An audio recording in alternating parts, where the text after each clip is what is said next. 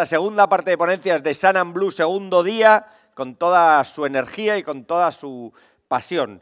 Recuerdo que hay que mover esto en Twitter, en LinkedIn y en todos sitios para que la ola avance en todas las direcciones. Y nos toca esto que está en boca de todos, nos toca hablar de cambio climático en el turismo y los cambios que eso provoca, que son innegables, y cómo las empresas y las instituciones y los turistas nos debemos de adaptar a eso, y cómo las tecnologías también nos van a ayudar a adaptarnos en todo ese proceso. Para eso están Cristina, que va a ser nuestra moderadora, es Cristina Alonso, es periodista en Actualidad Económica, y la invitamos a que vaya subiendo mientras le damos el aplauso al final a todos. Antonio García, director general de Capitalidad Verde Europea del Ayuntamiento de Valencia. Está Pedro Torres también, que es director de marketing de ERRI. Bienvenido, Pedro. Está María Uyarra, que es investigadora senior de recursos marinos. Y también tenemos a Pedro Aguilera, que es catedrático de Ecología CEIMAR. Equipazo para hablarnos de cambio de sostenibilidad. Os pido un fuerte aplauso para ellos y os dejo con este apasionante tema. For as long as we've come together, people everywhere have used maps to share what they know, make sense of the world, and navigate the challenges ahead.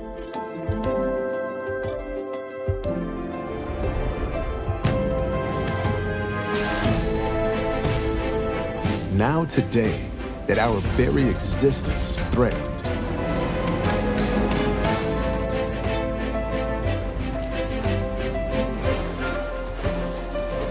we need to collaborate more than ever. We need a common language to find common ground. And though it's fragile,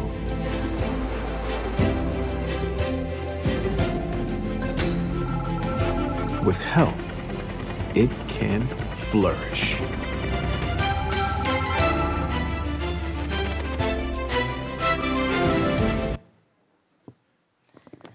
Bueno, ¿qué tal? Buenos días. Gracias. Buenos días a todos. Bienvenidos a esta mesa que hemos titulado Los efectos del cambio climático sobre el turismo, y yo creo que parte un poco de una paradoja que se da, que es precisamente cómo el turismo, siendo uno de los sectores que más contribuye al cambio climático, a la vez se ve como uno de los sectores más afectados por sus efectos. Y yo creo que lo interesante con los ponentes con los que contamos es que aquí afloren las soluciones y que se explique también cómo desde sus distintas áreas un sector tan relevante para la economía española como es el turismo puede también contribuir a frenar este cambio climático. Hechas ya las presentaciones, le cedo la palabra a Pedro para que nos explique un poco esto de los mapas y de las soluciones geoespaciales. Pues muchas gracias, Cristina, y gracias a la organización de Sun and Blue por la invitación. La aproximación geográfica a cómo tratar este problema del cambio climático y el turismo. Bueno, lo que nosotros hemos visto trabajando con la comunidad científica es que lo que antes era pues algo que se tenía más o menos en cuenta, lo hablábamos también antes, de pues llueve poco, hace calor, era algo como de andar por casa, ahora se ha convertido en un problema realmente grave, ¿no? Y están en juego varias cosas. Están en juego empleos, están en juego vidas, está en juego la biodiversidad, están en juego temas importantes.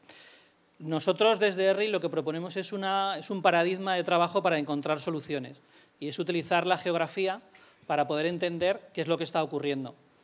La geografía lo que nos proporciona es un lenguaje común. Cuando podemos ver las distintas capas de datos y cómo interactúan en el territorio, podemos pasar a actuar. Y para poder actuar, por eso os he puesto aquí el código QR para poder descargar y actuar, porque creemos firmemente que lo que hace falta es pasar a la acción y actuar desde ya. Nosotros desde ERRI llevamos 54 años trabajando con todo tipo de datos geográficos, todo tipo de sistemas, todo tipo de problemáticas y con un compromiso muy fuerte por la conservación. ¿Qué más nos aporta este enfoque geográfico? El poder hacer preguntas relevantes sobre ese territorio. Y cuando hablamos de preguntas relevantes nos estamos refiriendo a saber a quién le van a afectar lo que está ocurriendo en el territorio, dónde va a ocurrir.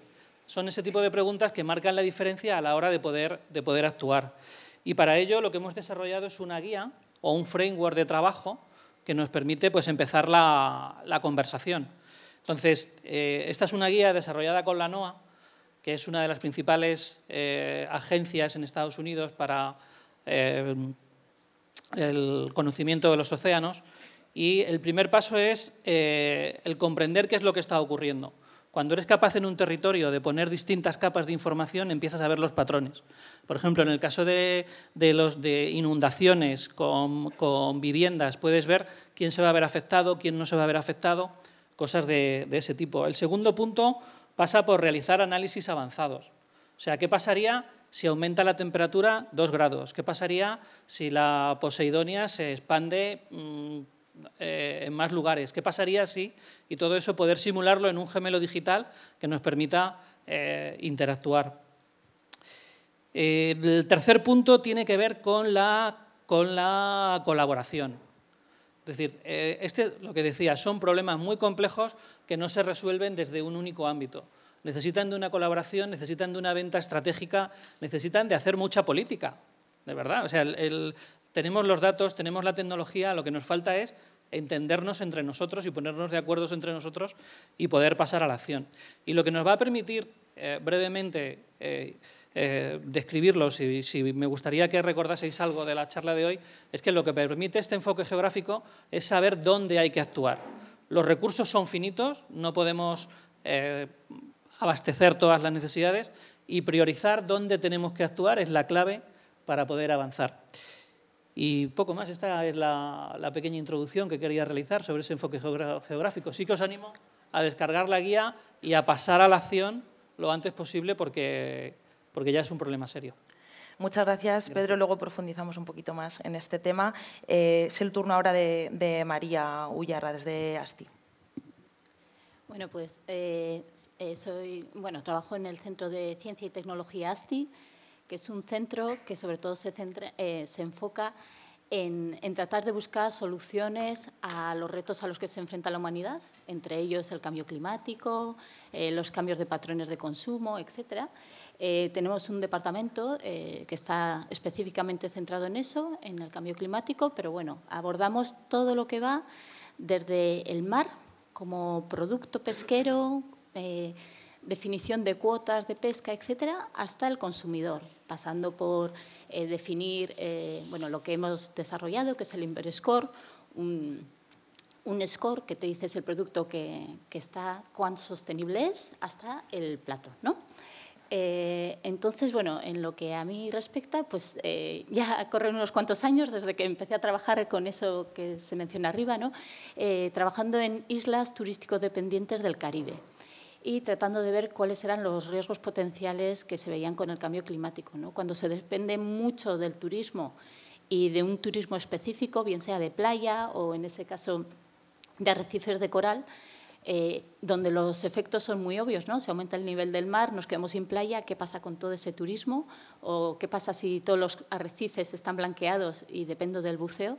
Bueno, pues entonces se veía que los efectos pues, son devastadores, ¿no? En términos económicos, aparte de biodiversidad, etcétera, ¿no?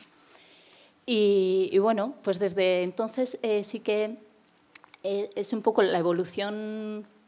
Hemos seguido trabajando en esto y actualmente pues estamos viendo todas las actividades marinas recreativas que están en la costa, en el caso donde trabajamos, que es en Euskadi, bueno, donde estamos ubicados, trabajamos no solo en Euskadi, en toda Europa, etcétera.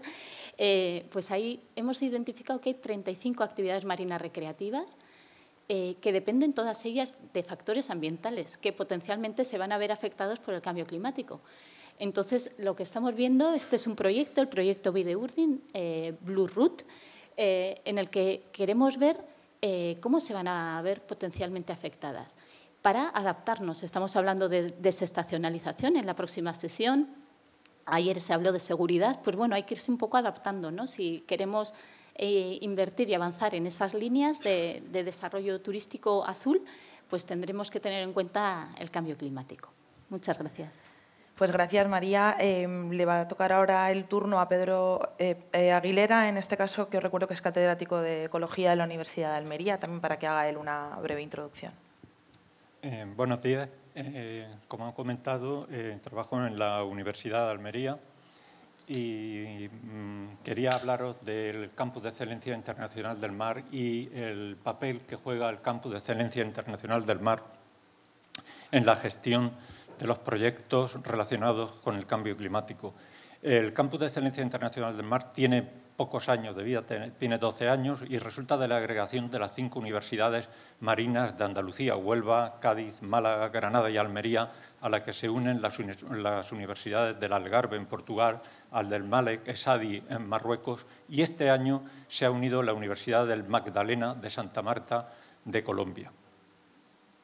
También forman parte de CEIMAR, el CSIC, el IEO, que es CSIC también, el Instituto Hidrográfico de la Marina, el Real Observatorio de la Armada, IFAPA y el Centro de Arqueología Acuática, entre otros. Es por daros una idea del compendio que forma parte de CEIMAR.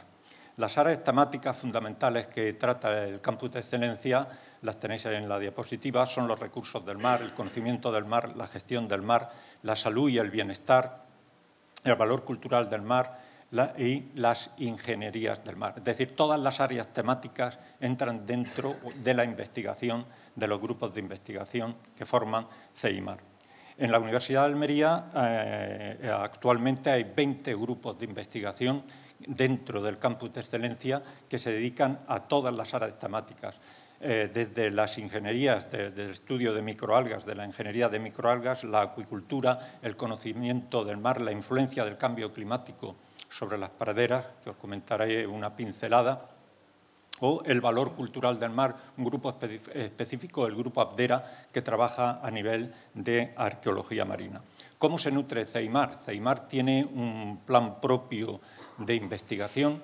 Este plan propio de investigación tiene 2 pilares fundamentales sobre los que se sustenta, que son los jóvenes investigadores, los proyectos para jóvenes investigadores, principalmente postdoc, y los proyectos de transferencia de conocimiento, junto con publicar en acceso, estancias, etcétera.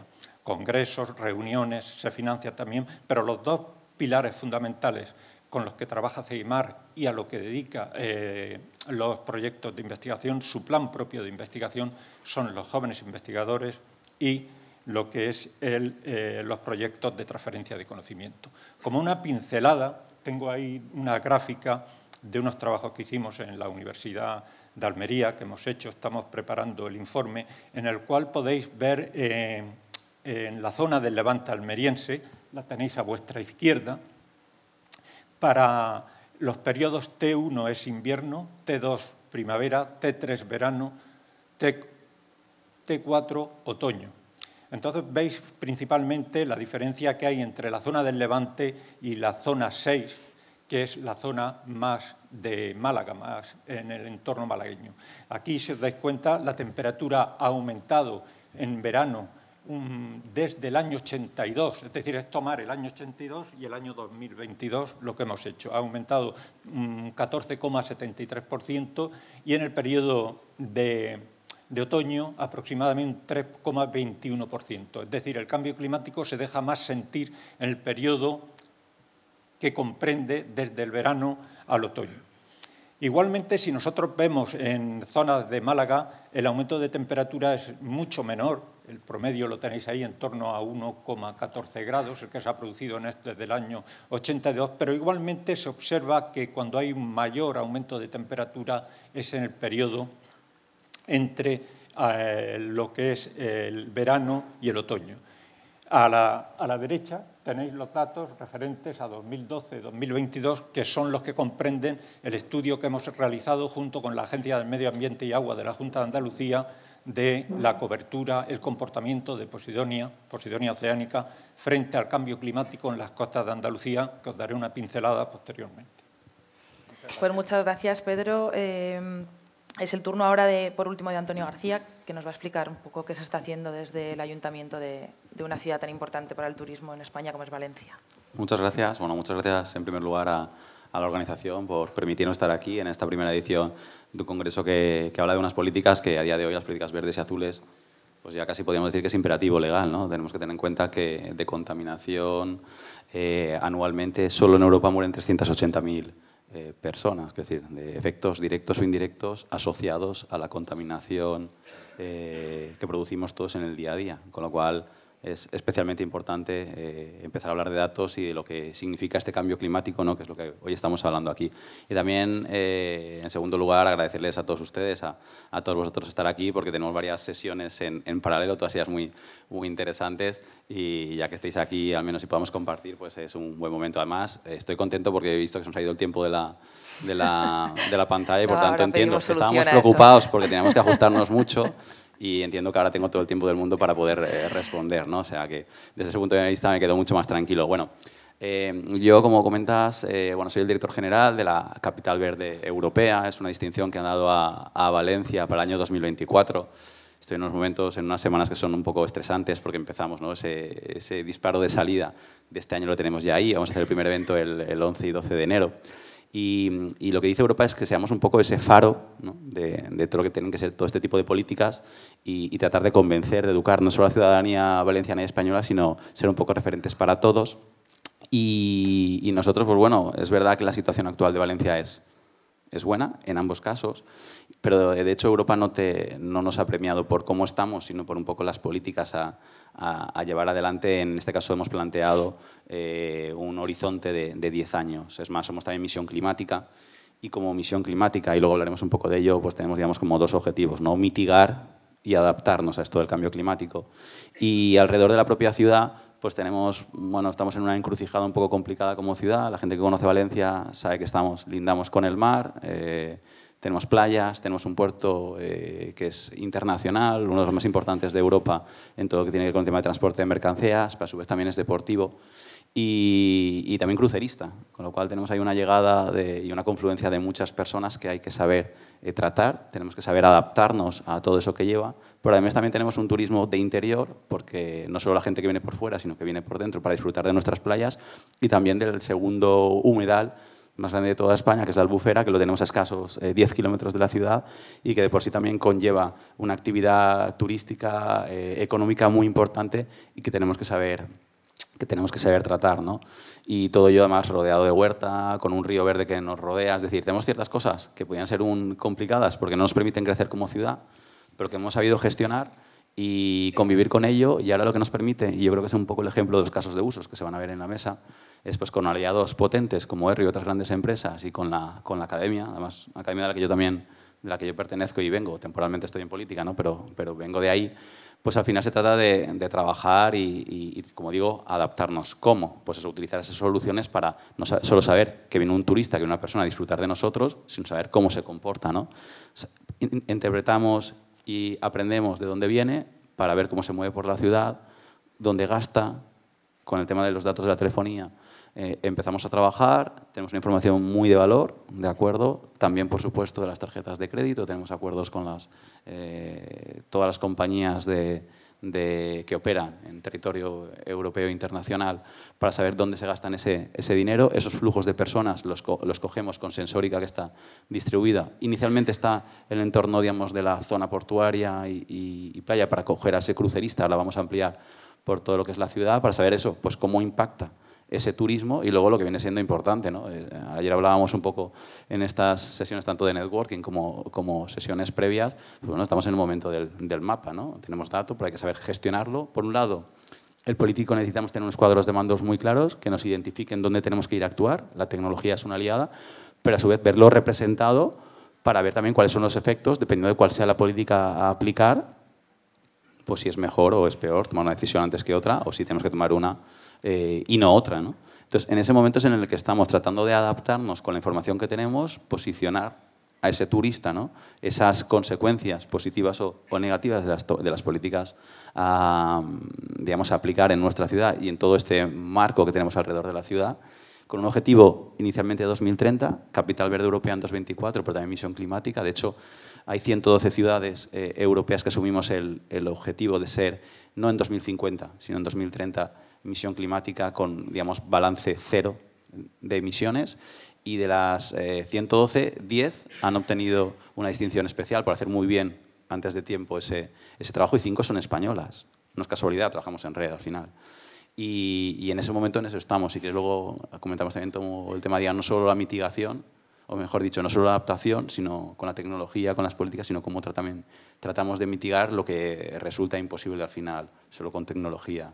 Digamos, tratar de reducir, ¿no? o de evitar ese impacto. Pues gracias, Antonio. Mientras los compañeros, me vais a permitir, me reactivan el crono, porque aunque le pese a Antonio, tenemos que hacer un coloquio ágil para que luego además haya tiempo para que los asistentes podáis preguntarles todo lo que queráis.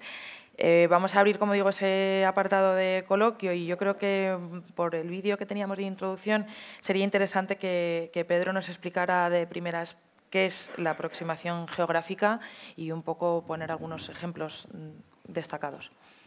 Fenomenal, pues muchas gracias. La verdad es que comparto contigo, uno siempre vive con la presión del reloj, y ahora que no lo tenía, ahora vuelve, ahora la tengo yo. Vamos en tiempo, Vamos bien. en tiempo. ¿Qué tal vamos, Almería? ¿Vamos bien? ¿Cuántos sois de Almería? Levantar la mano los que sois de Almería, de aquí. Mayoría, fenomenal. Pues vais a entender muy bien los ejemplos. Yo creo que lo mejor que podemos hacer para entender esta aproximación geográfica es pasar a la acción, ¿no? y enseñar ejemplos concretos. Entonces, en el tiempo que tengo, no os voy a contar un ejemplo, os voy a contar 3 ejemplos, ¿vale? El primero es el de la ciudad de Praga, una ciudad que recibe una gran cantidad de turistas, pero una ciudad que es muy sensible a las olas de calor. Es una ciudad con mucho pavimento, es una ciudad con mucha zona industrial dentro del centro urbano, y es una ciudad donde también es verdad que comparado con Almería, yo conozco Almería, a cualquier cosa en el norte de Europa le llaman calor. Les dejaba yo aquí en verano para que viesen lo que es una ola de calor, pero ese es otro tema, que luego hablaremos.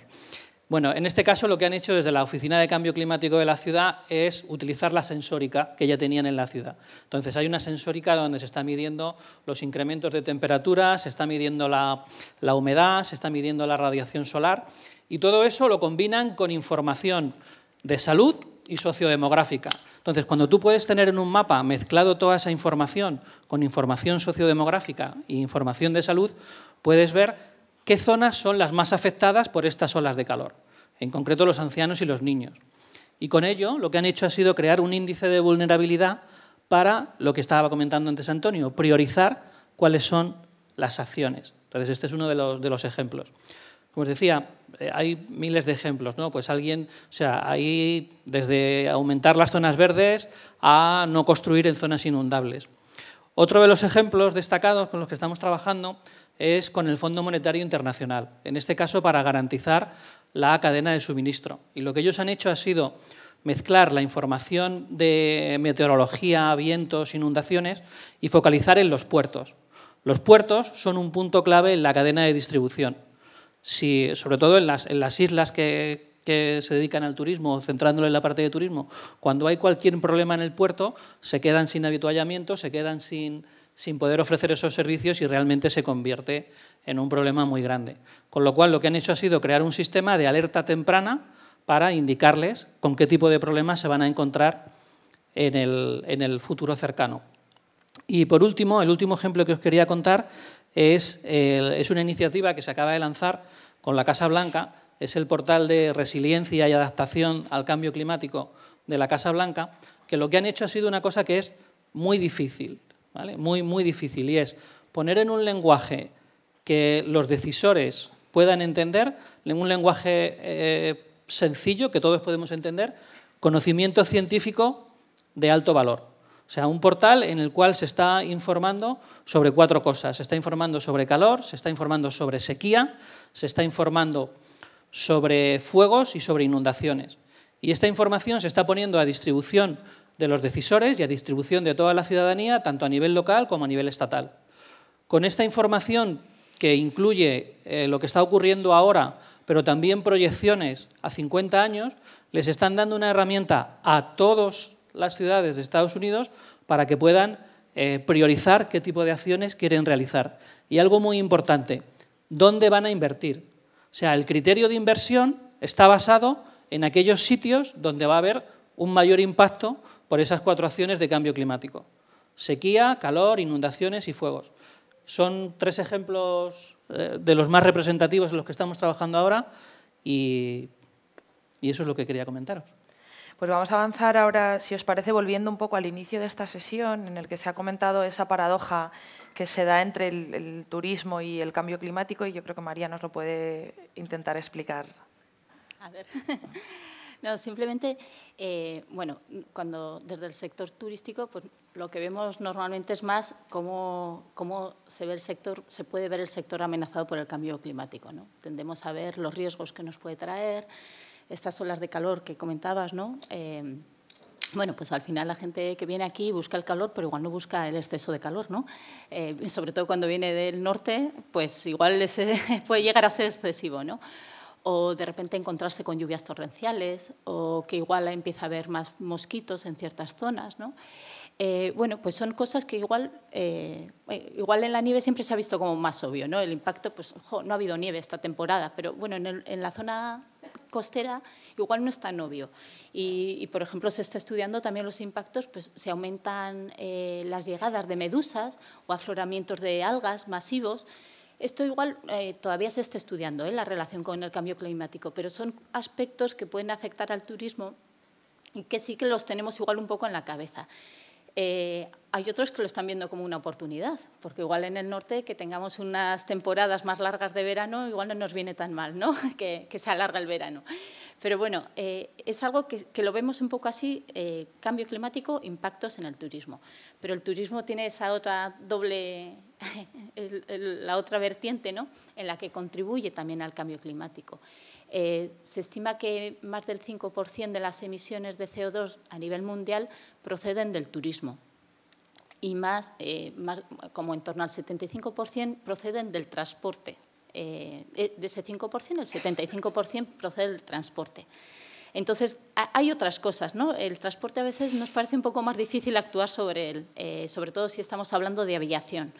Pero, por ejemplo, hay otras cosas que todo lo que va, por ejemplo, la alimentación es una cosa un poco más indirecta, pero todo el desperdicio, si es producto kilómetro cero o no, el lavado continuo de toallas en todos los sitios, todo eso se traduce en energía, en gasto energético y en emisiones de CO2. Entonces, es un poco ahí donde hay que jugar, ¿no? Que no solo es un sector que nos vemos afectados, sino es un sector que también estamos afectando. Y bueno, pues era un poco una llamada a esa, a escuchar un poco esos modelos de cambio climático para saber prevenir, adaptar y mitigar.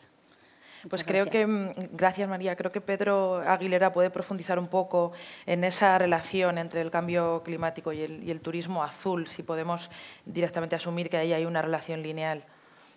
Bueno, en primer lugar quisiera realizar una serie de afirmaciones que se tienen más o menos claro a nivel del mundo académico, que quizá asustan un poco a la gente por las palabras que se utilizan. Nosotros tendemos a pensar linealmente. En el Instituto de Resiliencia de Estocolmo tienen una frase puesta allí que dice «piensa no linealmente». Y tiene mucho que ver con el cambio climático. Y esas afirmaciones que quería comentaros es que las respuestas de los ecosistemas ante distintas presiones, y el cambio climático es una presión, no son lineales, en primer lugar. En segundo, que los ecosistemas pueden adaptar múltiples estados posibles, no solo uno. Y los ecosistemas costeros es un ejemplo de ello. Y que se produce normalmente lo que en literatura se conoce como un cambio catastrófico, es decir, un cambio de ecosistema de un estado a otro, cuando los ecosistemas superan un valor crítico, un valor umbral, lógicamente.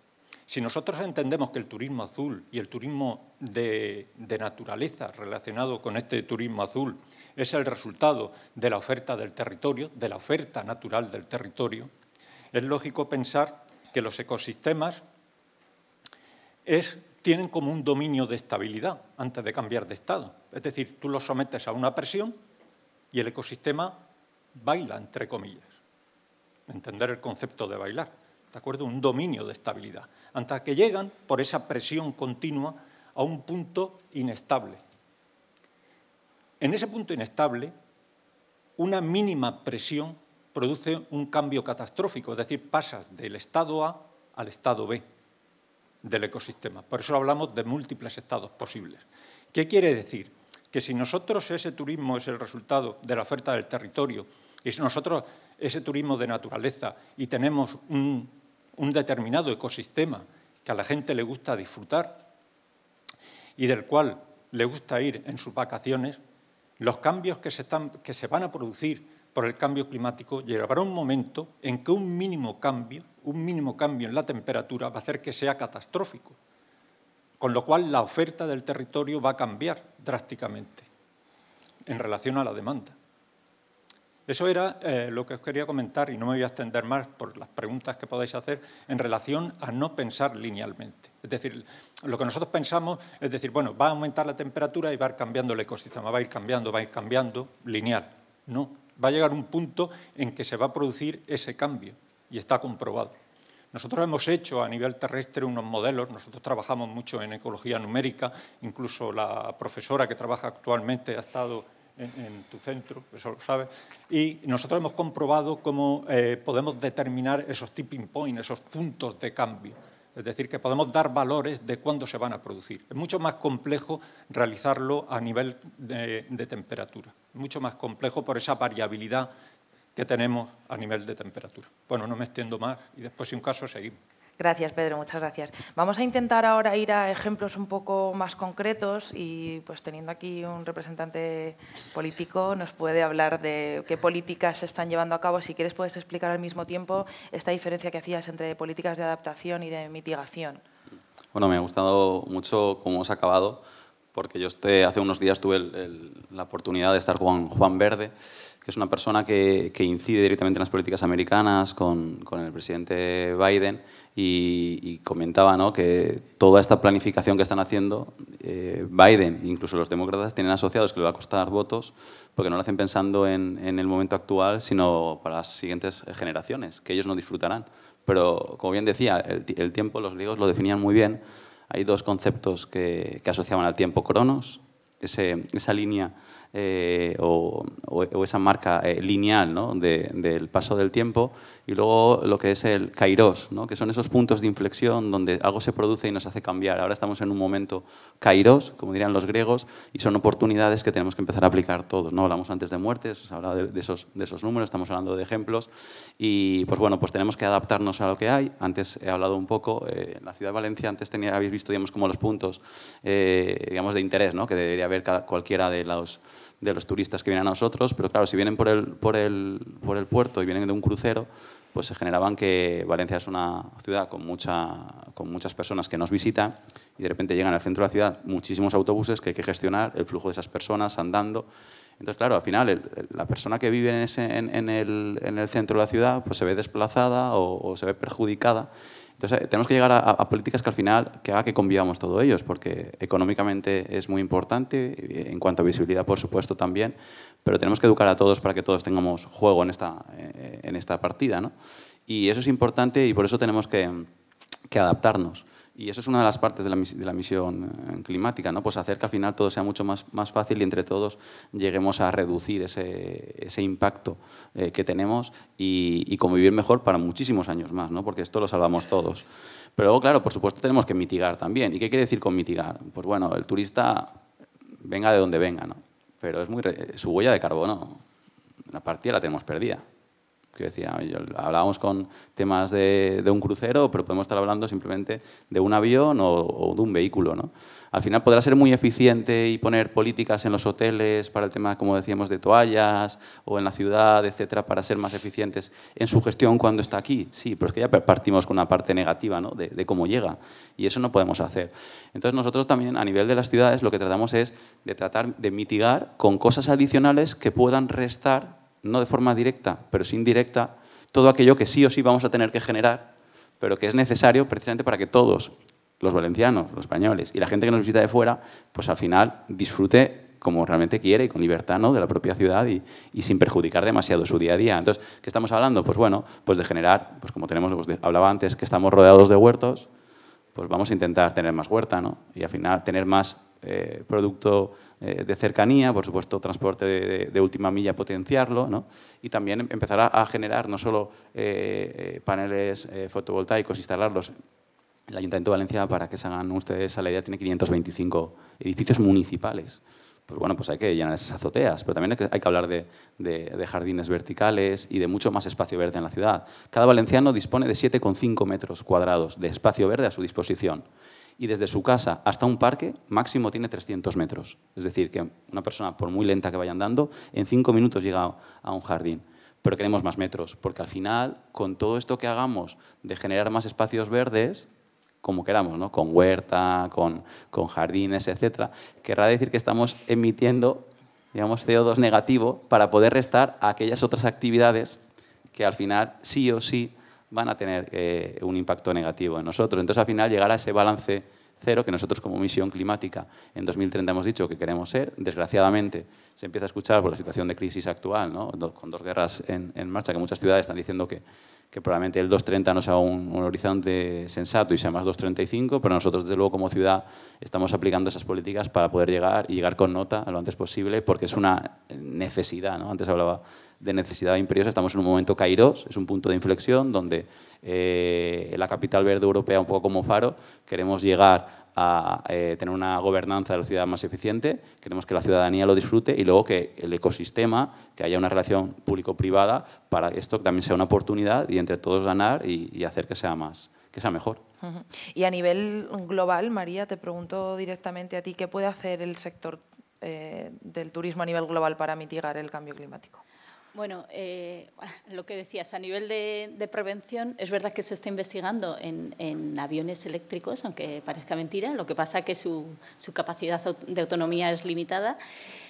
A mí me ha gustado ver aquí los mini for the oceans, pero bueno, a mí, aparte de la mitigación, me interesa también la adaptación, ¿no? Creo que es un llamamiento un poco eso, a la escucha, a los científicos, porque ahora igual sí que hay un poco más tendencia a pedir esos modelos de cambio climático, pero cuando queremos hacer algo los escuchamos a medias y seguimos, ¿no?, con tendencia a eso. Pues es importante escucharlos para podernos adaptar.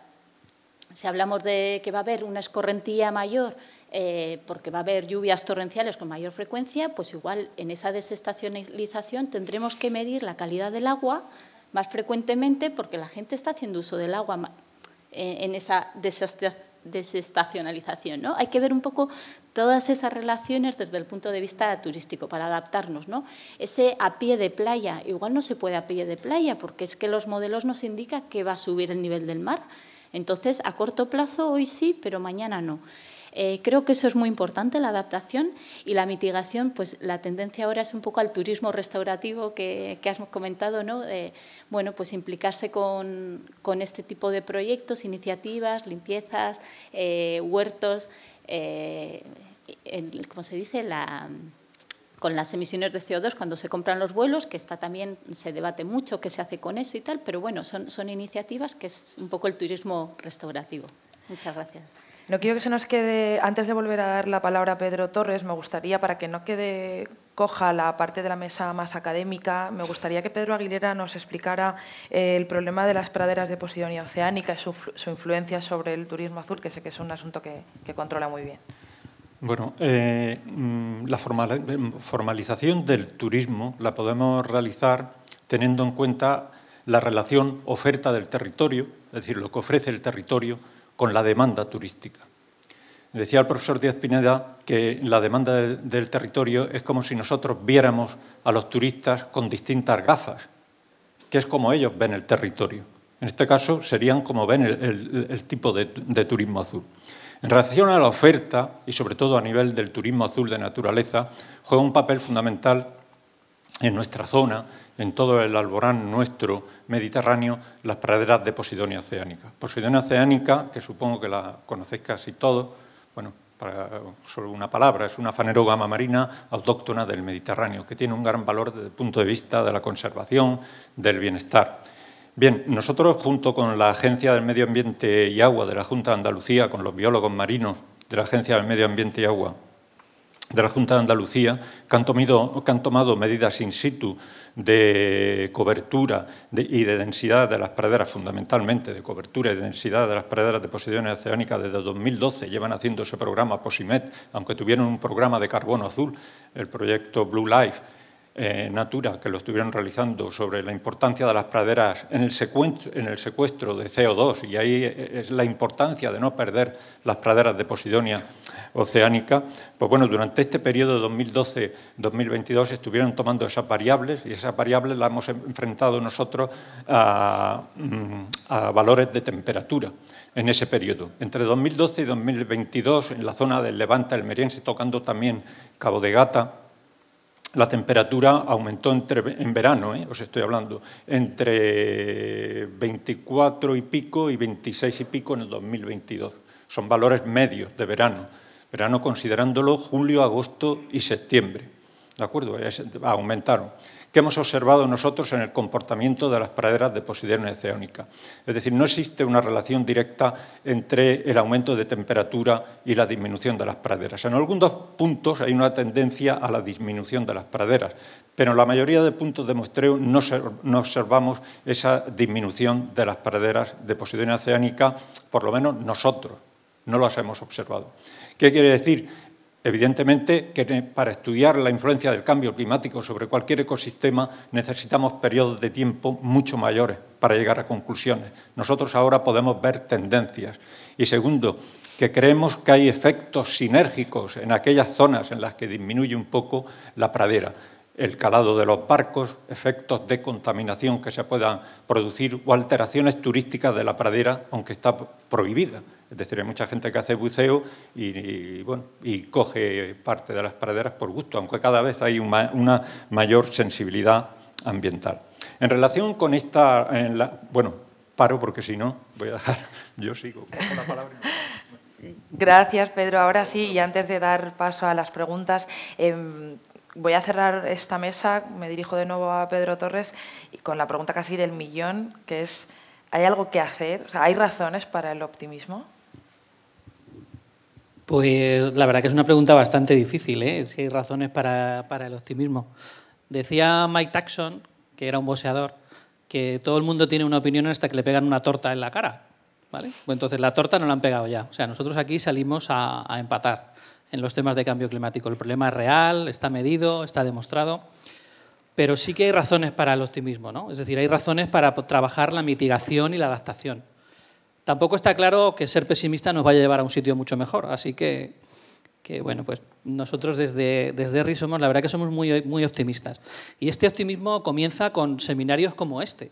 Es decir, empezar a concienciar a la ciudadanía de la importancia del cambio climático en una industria tan importante para nosotros como es el turismo. Creo que yo no he ido a ningún congreso a nivel mundial, creo que es el primero que se celebra en el mundo sobre este tema, no conozco ningún otro, y creo que es un pequeño paso para Almería, pero un gran paso para la humanidad, lo creo así. Hoy veo aquí a bastantes personas, el año que viene estoy seguro que será el doble, y vamos a seguir hablando de este tema sin duda. Por nuestra parte, la geografía es clave para responder preguntas relacionadas con el clima. O sea, todo ocurre en algún sitio.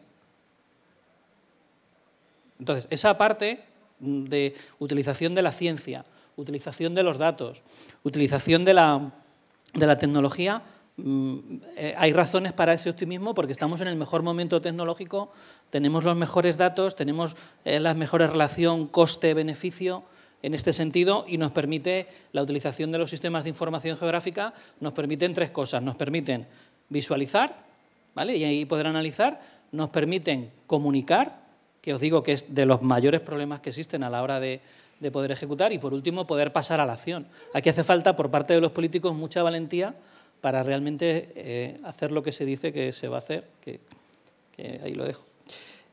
En definitiva, la geografía con la tecnología es una gran herramienta y un motivo poderoso para ser optimistas en cuanto a lo que podemos nosotros hacer en relación al cambio climático y al turismo, y especialmente para el turismo azul. Pues gracias, Pedro, gracias a todos. Y ahora ya sí es el turno de todos los que habéis estado escuchando atentamente. Creo que hay una mano por allí levantada.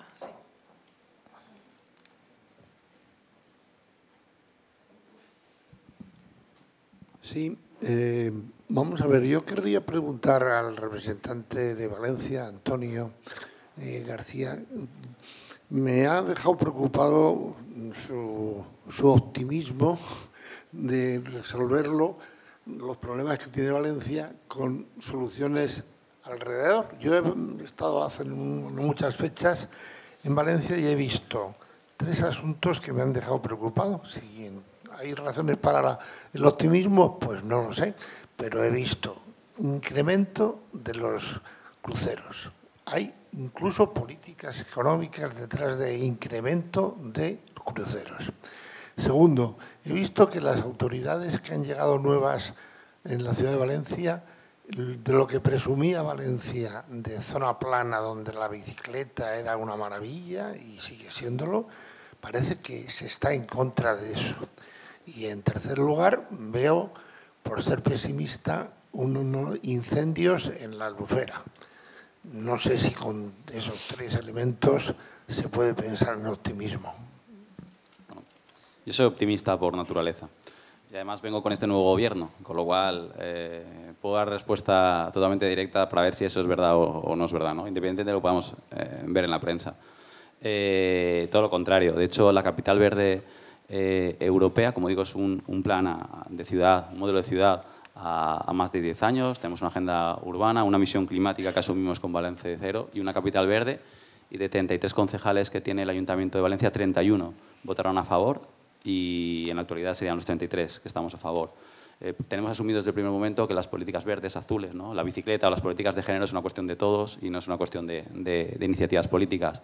Es más, el actual gobierno de la ciudad fue el que implantó 2/3 partes de los carriles bici que hay en la ciudad de Valencia. Ahora, por supuesto, se continuará, ¿no? Entonces, para eso no hay una preocupación, todo lo contrario, extender, porque además la gente, la ciudadanía, disfrutamos de eso y hay ciertas cosas que, aunque se quisieran, que ya digo que no es el caso, no se puede ir en contra de la evolución, ¿no? Y estamos así. Además, Valencia es una ciudad plana, con lo cual, con buen tiempo casi todo el año, poca lluvia, con lo cual favorece para todo eso. Al respecto a los incendios, bueno, eso son cuestiones de lo que estamos. Cada año hace más calor que el año anterior, ¿no? De hecho, hemos visto estas noticias durante este verano que se nos decían que incluso los turistas están planteando venir en épocas distintas porque ya empieza a hacer demasiado calor. Yo estaba reunido esta semana pasada en un foro somos la primera ciudad del Mediterráneo, que es capital verde europea, con otras ciudades europeas, y me hablan del problema del mosquito tigre, para que se me hagan una idea. Es que acaba molestando demasiado, ¿no? Y nosotros estamos tratando con ese tipo de soluciones y también de los incendios. Es más, Valencia acaba de implantar, justo esta semana pasada, un proyecto que llevamos mucho tiempo intentando lanzar en Europa, se lanzó, pero era largo, era un sistema antiincendios para la propia Albufera. Y es más, desgraciadamente hemos tenido, no 1, 2 incendios en los últimos días y se apagó en menos de 2 horas y la actuación muy acotada. Al final es porque utilizamos la tecnología y las soluciones actuales para evitar algo que para nosotros además es como muy importante, ¿no? De normal, para todos lo es, pero especialmente la Albufera para los valencianos es algo como muy propio. Y luego para el tema de la huerta, etcétera, todo lo contrario, aprovecharlo, poner políticas más verdes, incluso para la propia ciudad y capital verde. Estamos hablando del tema de menús verdes especiales para este año para convencer a la gente. Hemos tenido esta semana Gastroma, la Feria de Gastronomía, y para decir es que con un incremento únicamente de 2-3 euros que podría ser, podemos llegar a tener esos menús que no son los que sean más sostenibles y que, digamos, lo que dice la Academia es que el 80% de la población estaría dispuesto a asumir, sino que además en cuanto a calidad es que es mucho mejor. Con lo cual, quédense tranquilos que desde luego se acaba de llegar, por tanto, esto es una cosa de todos, estamos recogiendo el fruto, trabajo de todos, yo digo que había consenso, pero por supuesto estamos para escuchar, para mejorar y seguir en esa línea que al final que nos aplica todo, hablar de salud de cara al futuro de los valencianos y de todos los españoles. Y por supuesto, soluciones globales, quiero decir, somos capital europea verde precisamente por eso, porque actuamos sobre Valencia pero con mirada global y soluciones globales. No sé si la ha convencido, pero suena, aparte de optimista, con una gran voluntad de aportar. No sé si hay alguna pregunta más, allí al fondo. Hola, gracias por la oportunidad de charlar un rato. Mi nombre es Fernando Orri, soy el presidente de ACEBAL, la Asociación de Centros de Buceo de Almería. Y bueno, nos conocemos con Pedro, sabemos del compromiso que tenemos con la Posidonia Oceánica, pero querría hacer una reflexión o tratar de buscar algún tipo de respuesta. Hablamos mucho siempre, digamos, de reciclar, reutilizar, etcétera, etcétera, pero la variable repensar, que es la que hace a la actitud de la gente con respecto al uso de los recursos y, por consiguiente, las necesidades de utilizar energía. Mi destino, digamos, donde estoy alojado y donde tenemos nuestra infraestructura, es en Roquetas de Mar, una ciudad que tiene 100.000 habitantes en este momento, pero que en el verano se va a un pico de 200.000. No alcanza la depuradora, no alcanza nada. Pero la realidad es que cuando uno habla con el turista, el grueso de los turistas cambia su hábito en la semana que viene de vacaciones. En la semana que viene de vacaciones utiliza más agua de la que es capaz de utilizar en su propia casa el resto de los 360 días del año. Hay un cálculo que ha hecho la suministradora de agua en Roquetas. Se estima que una persona utiliza entre 120 y 150 litros en su vida cotidiana y 800 se incrementa el uso por persona en Roquetas de Mar en el verano. Eso significa que no nos alcanzan las depuradoras, no nos alcanzan los servicios. Entonces, no se trata necesariamente de que tenemos que tener todo más grande, sino también que tenemos que tener menos necesidades de utilizar dinero para hacer obras que tienen que paliar una falta de actitud, y tendríamos que hacer un gran aporte para poder concienciar a la gente. Entonces, los receptores de turistas son, digamos, será también un problema que tienen en Valencia, seguramente. Estamos deseosos de que vengan. No tenemos ningún tipo de turismofobia, ni mucho menos. Vivimos de ello y nos enriquecemos y tenemos calidad de vida.